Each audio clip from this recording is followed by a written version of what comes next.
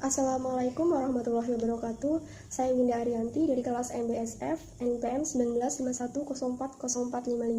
Saya di sini akan menjelaskan analisis sejarah perkembangan Islam di Nusantara pada masa Sunan Gunung Jati.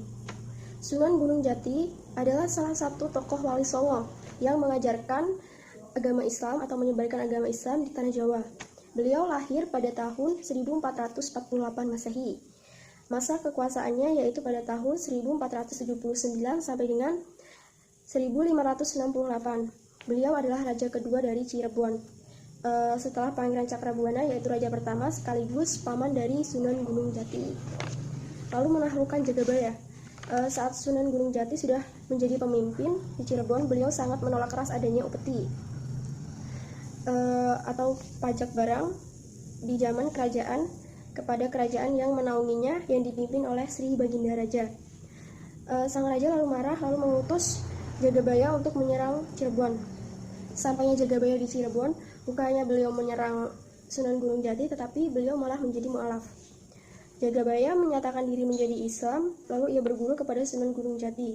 Sejak itu, Cirebon merdeka dan ditetapkan sebagai sebuah wilayah kesultanan.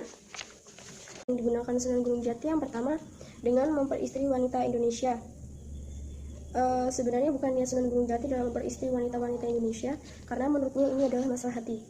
Lalu beliau berpikir, jika beliau menikah wanita di tempat dakwahnya, maka beliau akan lebih mudah menyampaikan, dan juga wanita-wanita yang dinikahikan berasal dari Banten. Otomatis daerah Banten akan lebih mudah menerima Sunan Gunung Jati dalam menyampaikan ajarannya.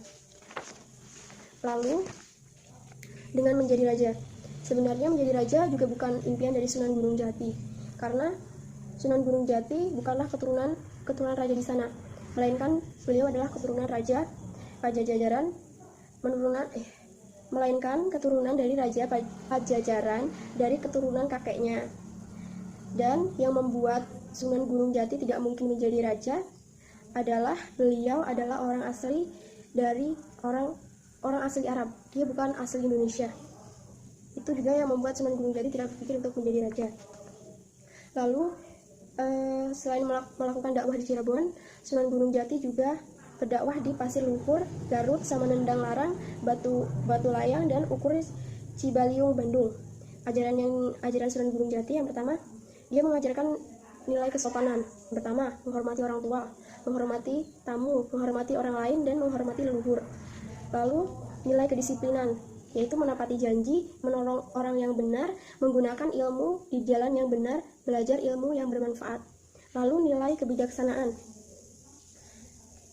Sunan Gunung Jati merupakan orang yang bijaksana, dan beliau mengajarkan kebijaksanaan dalam berusaha semampu diri untuk mengabulkan apa yang diminta orang lain. Lalu rajin memberi dan tidak serakah, rukun, tidak menjelekan orang lain, segera makan ketika lapar, dan segera minum ketika haus, dan menjauhi sifat-sifat buruk. Yang keempat, nilai ketakwaan, bisa seperti berpuasa dengan niat yang ikhlas, istiqomah dalam beribadah, menyantuni anak yatim dan orang miskin, sholat 5 waktu, dan lainnya. Yang kelima, ada nilai sosial. Yang pertama, berangkat haji bagi yang mampu, tidak memaki jika tidak mampu, tidak mendaki jika tidak mampu, tidak mengimani jika tidak punya ilmu yang kuat atau ilmu yang cukup, dan tidak berdagang jika tujuannya hanya ingin kumpul-kumpul. Lalu karomah atau kehebatan Sunan Gunung Jati, karomahnya sangat banyak, dan di sini saya akan menjelaskan sedikit saja, yaitu mengubah pohon biasa menjadi pohon emas. Lalu yang kedua, berjalan di air.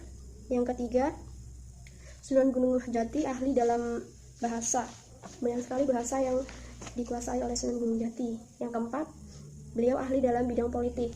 Lalu Sunan Gunung Jati juga ahli dalam pendidikan, dan kehebatan Sunan Gunung Jati dalam strategi perang.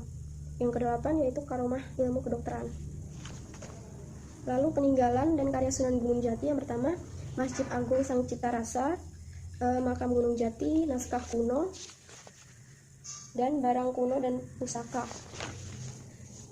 Jadi penjelasan saya secara ringkas hanya seperti itu, dan bila ada kesalahan kata, saya mohon maaf. Wassalamualaikum warahmatullahi wabarakatuh.